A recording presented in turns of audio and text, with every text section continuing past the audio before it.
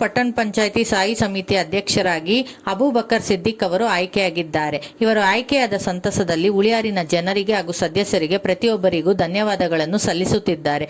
ಇನ್ನು ಮುಂದೆ ಅವರು ಮಾಡುವ ಎಲ್ಲಾ ಕಾರ್ಯಗಳಲ್ಲಿ ಪ್ರತಿಯೊಬ್ಬರು ಬೆಂಬಲವರಾಗಿ ನಿಲ್ಲಲಿ ಎಂದು ಕೇಳಿಕೊಳ್ಳುತ್ತಿದ್ದಾರೆ. ಬನ್ನಿ, ಇನ್ನು ಏನು ಹಂಚಿಕೊಂಡಿದ್ದಾರೆ ನಮ್ಮ ಪ್ರತಿನಿಧಿಯೊಂದಿಗೆ ಎಂದು ಕೇಳೋಣ. ನನ್ನ ಹೆಸರು ಅಬೂಬಕರ್ ಸಿದ್ದಿಕ್ ಅಂತ ಹೇಳಿ. ನಾನು ನಿನ್ನೆ 1ನೇ ತಾರೀಕು ಸ್ಥಾಯಿ ಸಮಿತಿಯ ಅಧ್ಯಕ್ಷನಾಗಿ ಅಧಿಕಾರವನ್ನು ಸ್ವೀಕರಿಸಿದ್ದೀನಿ.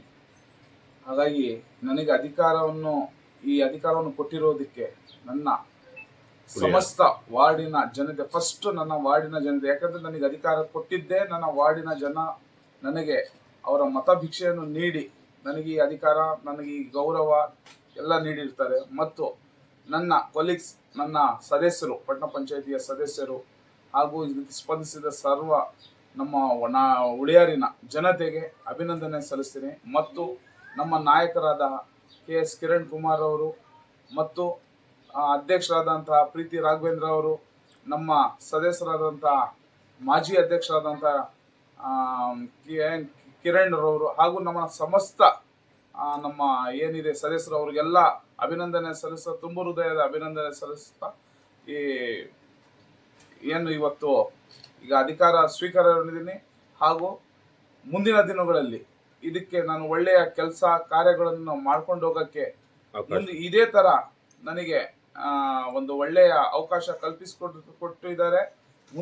ಮುಂದಿನ ರೀತಿಯಲ್ಲೂ ಕೂಡ ಅವಕಾಶ ಇದೇ ರೀತಿಯ ಕೊಡ್ತಾರೆ ಅನ್ನುವ ಒಂದು ನಿರ್ಧಾರ, ಒಳ್ಳೆಯ ಒಂದು ಅಭಿಪ್ರಾಯ ಇರೋದ್ರಿಂದ ಎಲ್ಲರಿಗೂ ಅಭಿನಂದನೆಯನ್ನು ಸಲ್ಲಿಸ್ತೇನೆ. ಸರ್, ನೀವು ಸದಸ್ಯರಾಗಿದ್ದೀರ, ಅವಧಿನಲ್ಲಿ ಏನೇನು ಕೆಲಸ ಮಾಡಿಸಿದ್ದಾರೆ ನಿಮ್ಮ ವಾರ್ಡಲ್ಲಿ? ನಮ್ಮ ವಾರ್ಡಲ್ಲಿ ವಾರ್ಡ್ ನಂಬರ್ 4 ಇಂದಿರಾನಗರ, ನನ್ನ ವಾರ್ಡು ಬಹಳ ಹಿಂದುಳಿದ ವಾರ್ಡ್ ಇರೋ ಕಾರಣ 80% ಇಡೀ ನನ್ನ 16ನೇ ವಾರ್ಡಿನಲ್ಲೇ ಬೇಕಾದ್ರೆ ಮಾಹಿತಿ ಹಕ್ಕಲ್ಲಿ ಬೇಕಾದ್ರೆ ಕೇಳಿದ್ರು ಕೂಡ ಎಲ್ಲಾ ವಾರ್ಡ್ಗಿಂತ ಒಂದು ತುತ್ತು ಹೆಚ್ಚು ಹೆಂಗೆ ತಾಯಿ ಹತ್ರ ಕಿತ್ಕೊಂಡು ತಿಂತೀವೋ ಆ ತರ ನನ್ನ ವಾರ್ಡಿಗೆ ಎಲ್ಲಾರ ಹತ್ರನು ಪ್ರೀತಿ ವಿಶ್ವಾಸದಿಂದಾನೆ ಎಲ್ಲ ತಂದು ನನ್ನ ವಾರ್ಡಿಗೆ 80% ರಸ್ತೆಗಳು ಮಾಡಿಸಿದ್ದೀನಿ, 75-80% ಚರಂಡಿಗಳು ಮಾಡಿಸಿದ್ದೀನಿ. 100 to 100 ಅಲ್ಲಿ 90% ವಿದ್ಯುತ್ ಬೆಳಕನ್ನು ಕೊಟ್ಟಿದ್ದೀನಿ, ನೀರಿನ ಸೌಲಭ್ಯ ಕೊಟ್ಟಿದ್ದೀನಿ. ಒಂದು 75-80 ಭಾಗ, ಇನ್ನೂ ಒಂದು 20-25 ಭಾಗ ಎಲ್ಲ ಕೆಲಸಗಳು ಇನ್ನೂ ಬಾಕಿ ಇದೆ.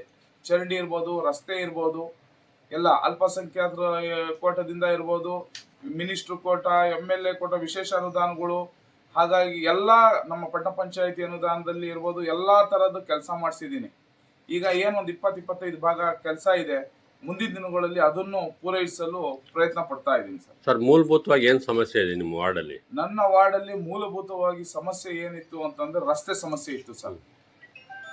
ಮತ್ತು ರಸ್ತೆ ಸಮಸ್ಯೆ, ಚರಂಡಿ ಸಮಸ್ಯೆ ಇತ್ತು ಸರ್. ಈಗಲೂ ಕೂಡ 1-2 ಚರಂಡಿ ತುಂಬಿ ತುಳುಕ್ತಿದ್ದಾವೆ. ಪೂರ್ತಿ ಚರಂಡಿನೇ ಇರಲಿಲ್ಲ ಸರ್, ಪೂರ್ತಿ ಚರಂಡಿಗಳು ಇರಲಿಲ್ಲ. ಈಗ 75 ಭಾಗ ಚರಂಡಿಗಳು ಮಾಡಿದ್ದೀನಿ, ಇನ್ನ 75 ಭಾಗ ರಸ್ತೆಗಳು ಮಾಡಿಸಿದ್ದೀನಿ ಸರ್. ಇನ್ನು ಮಿಕ್ಕಿರೋದು ಒಂದು 20-25 ಭಾಗ ಇದೆ ಸರ್. ಮುಂದೆ ನನ್ನ ಹತ್ರ ಎಲ್ಲ ವಿಡಿಯೋಸು, ಫೋಟೋಸ್ ಎಲ್ಲ ಇದಾವೆ, ಹೇಗಿತ್ತು ಈಗ ಹೇಗಿದೆ ಎನ್ನುವುದು ಒಂದು ಫೋಟೋಸ್ ಎಲ್ಲ ಇದೆ. ಈಗ ಮುಂದಿನ ದಿನಗಳಲ್ಲಿ ಅದನ್ನು ಪ್ರಯತ್ನ ಪಟ್ಟು ಮಾಡ್ತೀನಿ ಸರ್. ರಾಜಕೀಯಕ್ಕೆ ಬರೋ ಕಾರಣವೇನು? ರಾಜಕೀಯಕ್ಕೆ ಸರ್ ಮೇಡಮ್, ಅದೊಂದು ಇತಿಹಾಸ. ರಾಜಕೀಯಕ್ಕೆ ಬಂದಿರೋದು ನಾನು ಒಂದು 22-23 ವರ್ಷದಲ್ಲೇ ಹೀಗೆ ಒಂದು ವಾಕು ಚಾತುರ್ಯ ಮತ್ತೆ ಬುದ್ಧಿವಂತಿಕೆಯಿಂದ ಇದ್ದರು ನನಗೆ ರಾಜಕಾರಣಿಗಳು ವೈ.ಸಿ. ಸಿದ್ದರಾಮಯ್ಯ, ಅವಾಗ ಸಾಸಲು ಸತೀಶ್ ಅವ್ರ ನೇತೃತ್ವದಲ್ಲಿ ಇತ್ತು ಮೇಡಮ್. ಅಂದಿನ ಕಾಲದಲ್ಲಿ ನನಗೆ APMC, ಅತಿ ಚಿಕ್ಕ ವಯಸ್ಸಲ್ಲಿ APMC ಡೈರೆಕ್ಟರ್ ಮಾಡಿದ್ರು ಮೇಡಮ್. ನನಗೆ APMC ಡೈರೆಕ್ಟರ್ ಮಾಡಿ ನಾನು ಅಲ್ಲಿಂದ ರಾಜಕೀಯಕ್ಕೆ ಧುಮುಕಿದ್ದು. ನನಗೆ ಬ್ಯಾಕ್ಗ್ರೌಂಡ್ ಆಗಿ ಯಾರು ನಮ್ಮ ವಂಶದಲ್ಲಿ ಯಾರು ರಾಜಕಾರಣದಲ್ಲ, ನಾನೇ ಪ್ರಥಮವಾಗಿ ರಾಜಕಾರಣ.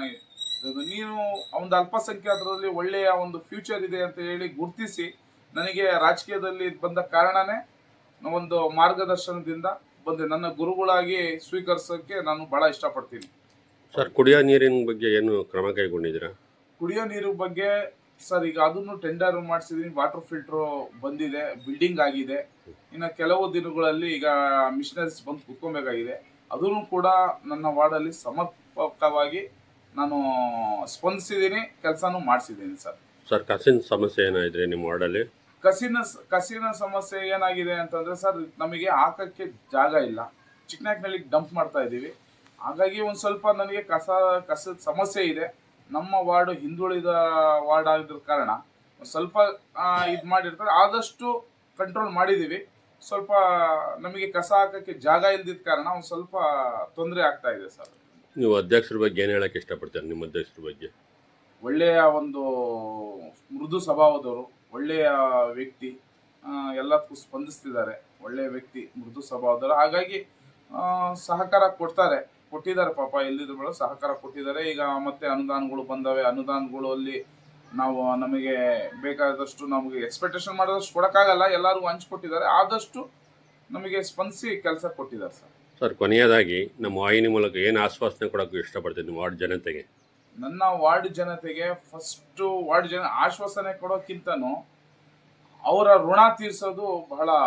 ನಾನು ಆಶ್ವಾಸನೆ ಕೊಡೋದು ಇಷ್ಟಪಡಲ್ಲ. ಯಾಕೆ ಅಂತಂದರೆ, ಇವತ್ತು ನಾನು ಅವ್ರ ಮನೆ ಬಾಗಿಲಿಗೆ ಅವತ್ತು ಹೋಗಿರೋ ಕಾರಣ ಅವರು ನನಗೆ ಒಂದು ಭಿಕ್ಷೆ ರೂಪದಲ್ಲಿ ನನಗೆ ಈ ಸ್ಥಾನ ಮಾನ ಕೊಟ್ಟಿರೋದೇ ಕಾರಣನೇ ಇವತ್ತು ನನ್ನ ವಾರ್ಡಿನ ಸಮಸ್ತ ನಾಗರಿಕರು. ಫಸ್ಟು ಯಾಕೆ ಅಂತಂದರೆ, ನಾನು ಅವ್ರ ಮನೆ ಬಾಗಿಲಿಗೆ ಹೋದಾಗ ಅವ್ರು ಎಲ್ಲರೂ ನನ್ನವರೇ.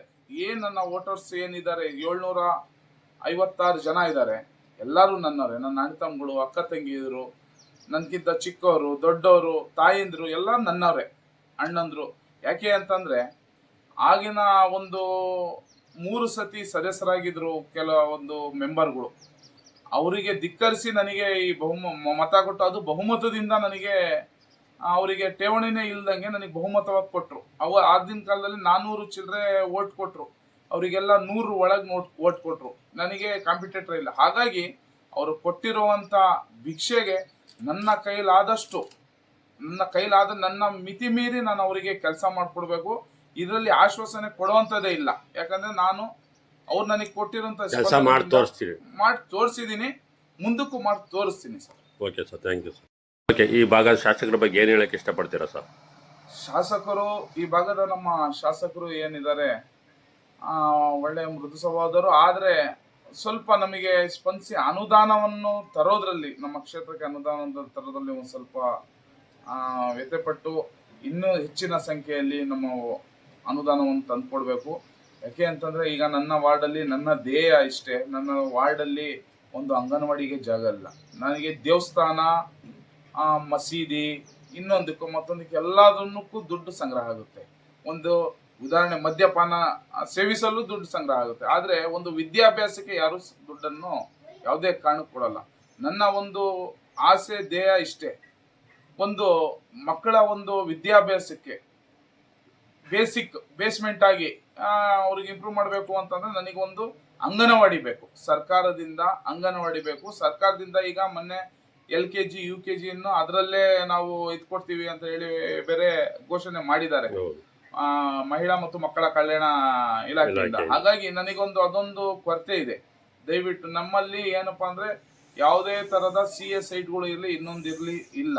ಹಾಗಾಗಿ ದಯವಿಟ್ಟು ನನಗೆ ಒಂದು ಅಂಗನವಾಡಿ ಕೇಂದ್ರಕ್ಕೆ ನಮ್ಮ ಶಾಸಕರು ದಯವಿಟ್ಟು ಒಂದು ಜಾಗವನ್ನು ಗುರುತಿಸಿ ಕೊಡಬೇಕಂತ ತಮ್ಮಲ್ಲಿ ಕೇಳ್ಕೊಳ್ತೀನಿ sir. Okay sir, thank you sir.